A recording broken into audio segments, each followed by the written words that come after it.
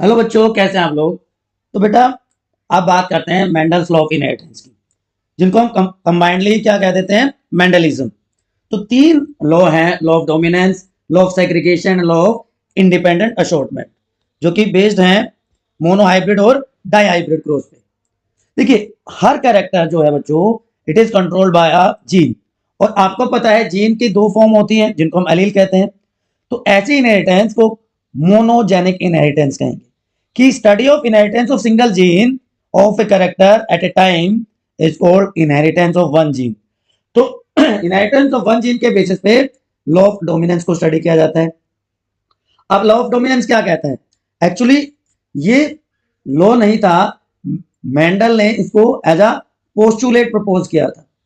Mendel ने क्या कहा? It is postulate. लेकिन कोल कोरेंस ने जब रीडिस्कवरी की मेंडल के वर्क की, तो इसको लॉ का स्टेटस दिया गया सबसे पहली बार इन 1901। तो क्या कहता है लॉ ऑफ डोमिनेंस, कि जब दो होमोजाइगस इंडिविजुअल्स जो कि कॉन्ट्रास्टिंग कैरेक्टर्स वाले हैं उनको क्रॉस किया गया, तो जो अलील अपीयर होता है F1 जनरेशन में, जो हेट्रोजाइगस कंडीशन में अपनी एक्सप्रेशन दिखाता है, उसको कह देते हैं हम डोमिनेंट। और जो F1 में अपीयर नहीं होता या जो हेट्रोजाइगस कंडीशन में अपना इफेक्ट नहीं दिखाता, उसको बच्चों कह दिया जाता है रिसेसिव। तो टॉलरेंस का कैपिटल टी, डोमिनेंट का फर्स्ट लेटर कैपिटल में लिखा जाता है। रिसेसिव के लिए सेम लेटर होता है बट स्मॉलर फॉर्म में। गैमेट फॉर्मेशन के टाइम पे ये कंबाइन होके जाइगोट बना देंगे। F1 जनरेशन में ये सारे के सारे हेट्रोजाइगस होंगे, टॉल होंगे। तो टॉलनेस ने अपना एक्सप्रेशन दिखाया। और जब इनको फर्दर सेल्फ क्रॉस करवाया जाता है, तो क्या रेशो आती है? हम already mono hybrid cross discuss कर चुके हैं, कि जहां पे एक पेयर को स्टडी किया जाए एक बार में, या हम बात कर रहे हैं इनहेरिटेंस ऑफ वन जीन की, तो उसको हम कह देते हैं मोनो हाइब्रिड क्रॉस। तो इसका मतलब लॉ ऑफ डोमिनेंस को हम मोनो हाइब्रिड क्रॉस के हेल्प से एक्सप्लेन कर सकते हैं बच्चों। तो जब सेल्फ क्रॉस करवाया गया इसका, F1 जनरेशन के ऑर्गेनिजम्स का सेल्फ क्रॉस करवाते हैं, तो रिजल्ट क्या मिलता है? Now these act as parent and two type of gametes are produced, capital T and small T. अब चेकर बोर्ड, जिसको हम पनेट स्क्वायर भी कहते हैं, इसकी हेल्प से हम इसको चेक कर सकते हैं, राइट। तो क्या रिजल्ट आया? पनेट स्क्वायर की हेल्प से इसका क्या रिजल्ट आया, बताओ। कि इधर दोनों टाइप के गैमेट्स हमने ले लिए, तो फिनोटाइपिक रेशियो क्या आई? तीन टॉल हैं और एक ड्वार्फ। लेकिन जेनोटाइप में तीन तरह के गैमेट्स बन रहे हैं, आप homozygous tall, heterozygous tall and homozygous dwarf. तो 1:2:1। तो जीनोटिपिक और फिनोटिपिक रेशियो डिफरेंट होती हैं in case of monohybrid cross. तो लॉ ऑफ डोमिनेंस को हमने एक्सप्लेन कर दिया मोनोहाइब्रिड क्रॉस से, जहां पे one character is studied at A time, right. तो ऐसा एलील जो दूसरे के प्रेजेंस में अपना इफेक्ट दिखाता है वो होता है डोमिनेंट, और जो हिडन रह जाता है, अपना इफेक्ट नहीं दिखा पाता, वो क्या कहलाता है? रिसेसिव। बट इसके कुछ एक्सेप्शंस हैं जो आप हायर क्लासेस में पढ़ेंगे। लॉ ऑफ डोमिनेंस के एक्सेप्शंस में मैं एटलीस्ट बता देता हूं, इनकम्प्लीट डोमिनेंस एंड कोडोमिनेंस। ये मेन दो एक्सेप्शंस हैं लॉ ऑफ डोमिनेंस की। Second law which is known as law of segregation, but after rediscovery के बाद इसको स्टेटस दिया था फर्स्ट लॉ का। किसने? वही पॉल कोरेंस ने। कोरेंस ने इसको स्टेटस दिया था first law of Mendelism, but वैसे हम इसको क्या पढ़ते हैं? Second law of Mendelism. याद रहेगा आपको? चलो बताओ फटाफट। तो सेकंड लॉ क्या कहता है? कि जब पेयर है अलील का, वो सेग्रीगेट कर जाता है एक दूसरे से गैमेट फॉर्मेशन के टाइम पे, तो गैमेट में एक ही एलील प्रेजेंट होगा। कैसे समझा सकते हैं इसको आप? पहले इसका दूसरा नाम बता देता हूं, it is known as law of purity of gametes. आप थोड़ा आइडिया आया होगा आपको law of purity of gametes कि मतलब इसमें मिक्सिंग नहीं है, राइट। तो ये पेरेंटल जनरेशन है। प्योर टॉल, जिसको हम होमोजाइगस टॉल भी कहते हैं, और प्योर ड्वार्फ, होमोजाइगस ड्वार्फ। तो capital T and small T. Gamete formation हुआ तो गैमेट फॉर्मेशन के टाइम पे इधर से कैपिटल टी आया और इधर से स्मॉल टी आया, राइट। होमोजाइगस डोमिनेंट से कैपिटल टी और होमोजाइगस रिसेसिव से स्मॉल टी आया। यही तो अभी तक कहा गया है कि pair of allele segregate during gamete formation, so in each gamete only one allele is present। अलग अलग हो गए दोनों। Clear to everyone? तो इसको भी हम मोनोहाइब्रिड क्रॉस से एक्सप्लेन कर सकते हैं। तो जब इनका सेल्फ क्रॉस करवाएंगे, F1 जनरेशन का सेल्फ क्रॉस होगा, तो ऑलरेडी हमने देखा था अभी कि लॉ ऑफ सेग्रीगेशन क्या कह रहा है कि allele pair in hybrid remain together, एक साथ तो रह जाएंगे, उनकी कोई मिक्सिंग भी नहीं होगी, बट सेग्रीगेट और सेपरेट ड्यूरिंग गैमेट फॉर्मेशन।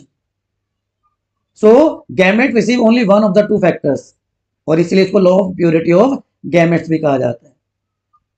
ठीक है, लेकिन जब इनका सेल्फ क्रॉस करवाया तो F2 जनरेशन में हम ऑलरेडी देख चुके हैं मोनोहाइब्रिड क्रॉस के केस में जीनोटिपिक और फिनोटिपिक रेशियो क्या आती है। मोनोहाइब्रिड क्रॉस में जीनोटिपिक रेशियो क्या आती है? 1:2:1। और फिनोटाइपिक रेशियो क्या आती है? फिनोटाइप क्या आता है? 3:1। Is it clear to everyone? तो law of dominance, law of segregation of characters, दोनों को मोनोहाइब्रिड क्रॉस से एक्सप्लेन कर सकते हैं। कोरेंस ने लॉ ऑफ डोमिनेंस को एक्चुअली जो कि पोस्टुलेट था मेंडल का, उसको लॉ का स्टेटस दिया, और लॉ ऑफ सेग्रीगेशन को फर्स्ट लॉ ऑफ मेंडलिज्म कहा गया बाय कार्ल कोरेंस। तो लॉ ऑफ सेग्रीगेशन क्या कह रहा है? देखिए, लॉ ऑफ सेग्रीगेशन क्या कह रहा है कि एक जीन एक से ज्यादा फॉर्म में एग्जिस्ट कर रहा है। हमने हाइट ऑफ द प्लांट की बात करी कि दो फॉर्म है, capital T and small T, different form of A gene. अब जब गैमेट प्रोड्यूस हुए आफ्टर मियोसिस, रिडक्शनल डिवीजन के बाद, तो हर गैमेट में एक ही एलील प्रेजेंट है, हर जीन में एक ही एलील प्रेजेंट है। तो हर ऑर्गेनिज्म दो एलील इनहेरिट करता है पेरेंट से, लेकिन ये दोनों अलग अलग होते हैं। एक डोमिनेंट होगा जो अपना इफेक्ट दिखाएगा, दूसरा रिसेसिव होगा जो अपना इफेक्ट नहीं दिखा पाएगा। ठीक है, तो सोमेटिक सेल्स, जर्मिनल सेल्स में जो चेंजेस होंगे, जो कैरेक्टर्स होंगे, वो एक्सप्रेस हो जाएंगे नेक्स्ट जनरेशन में। अब लॉ ऑफ इंडिपेंडेंट असॉर्टमेंट, इसको क्या कहा गया? इनहेरिटेंस ऑफ टू जीन, कि एक बार में दो कैरेक्टर को हम एक साथ स्टडी कर रहे हैं, तो इसको कहा गया मेंडल्स सेकंड लॉ।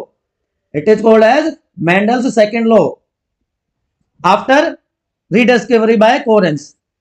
ये लॉ क्या कहता है कि जो सेग्रीगेशन है, जो असॉर्टमेंट है हर पेयर की, वो इंडिपेंडेंट है दूसरे के।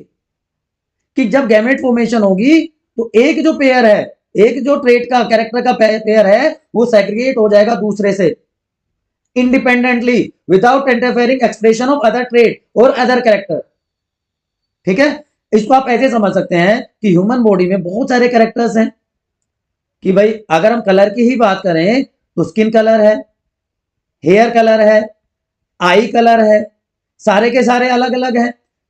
ऐसा नहीं है ना कि स्किन कलर हेयर कलर के एक्सप्रेशन को रोकता है, या हेयर कलर आई कलर के एक्सप्रेशन को रोकता है। सारे के सारे अलग अलग जीन से रेगुलेट हो रहे हैं, अलग अलग क्रोमोसोम पे लोकेटेड है। तो लॉ ऑफ इंडिपेंडेंट असॉर्टमेंट यही कह रहा है बच्चों कि when two homozygous parents, when two homozygous round yellow different two pair of contrasting characters, seed shape और सीड कलर ले लिया हमने, राउंड येलो डोमिनेंट है, रिंकल्ड ग्रीन रिसेसिव है, उनको क्रॉस करवाया तो इनहेरिटेंस ऑफ वन जीन की सीड शेप जो है वो सीड कलर को इंटरफेयर नहीं करेगी। तो इन they are inherited independent of each other. मतलब कि डायहाइब्रिड में जब गैमेट फॉर्मेशन होती है तो डिस्ट्रीब्यूशन जो एलील का है वो इंडिपेंडेंट है। तो कैसे है? देखिए, ये दो कैरेक्टर लिए हमने, गैमेट फॉर्मेशन के बाद F1 जनरेशन में सारे के सारे हेटेरोजाइगस ऑर्गेनिजम्स प्रोड्यूस हुए। अब हेटेरोजाइगस में यहाँ पे क्या है? सारे के सारे राउंड एंड येलो है, सॉरी यहाँ पे लिखा हुआ है।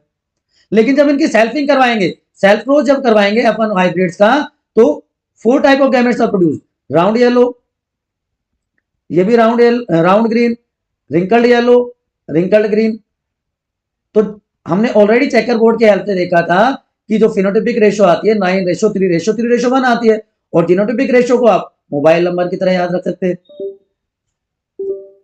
मोबाइल नंबर की तरह आप याद रख सकते हैं 1:1, 2:4:2, 1:1।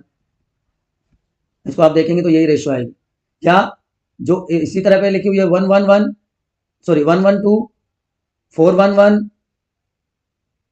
2:1:2:1, 9 कॉम्बिनेशन बनते हैं, ये इजी है याद रखने में, ठीक है।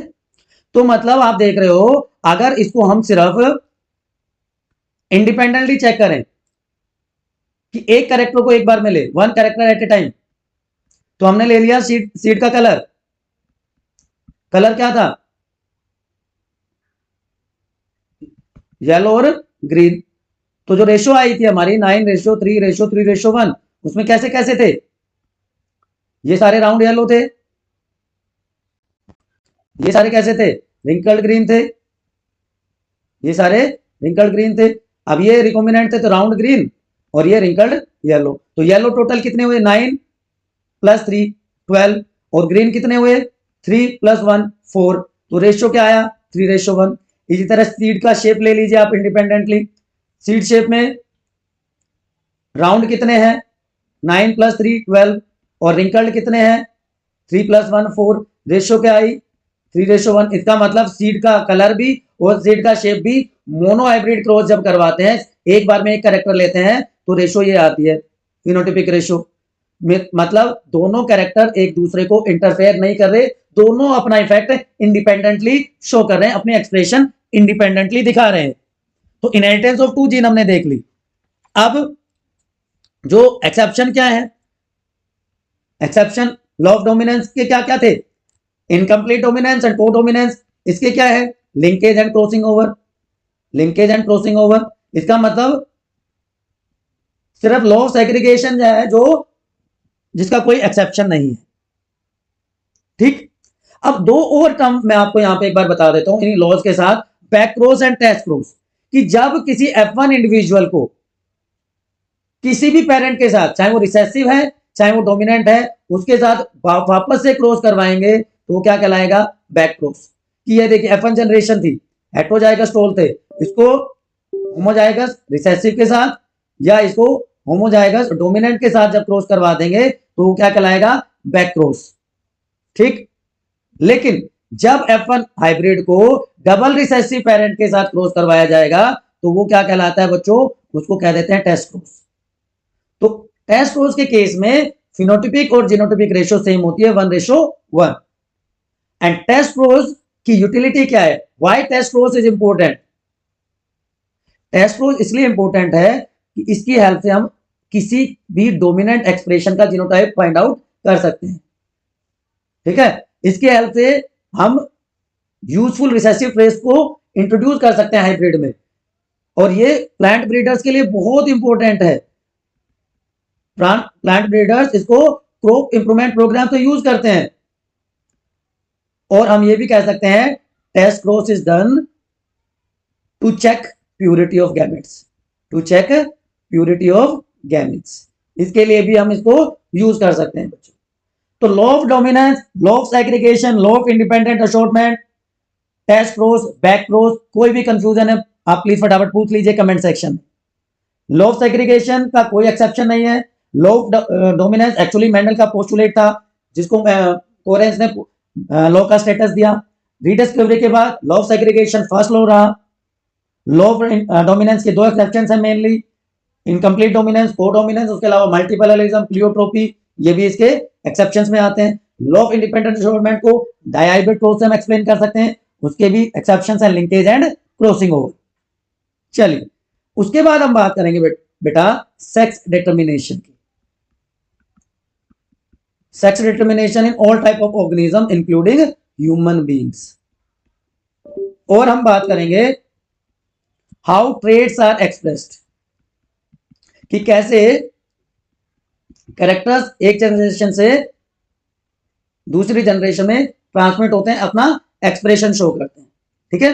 तब तक आप अगर कोई भी डाउट है तो एक बार कमेंट सेक्शन में पूछ लीजिए।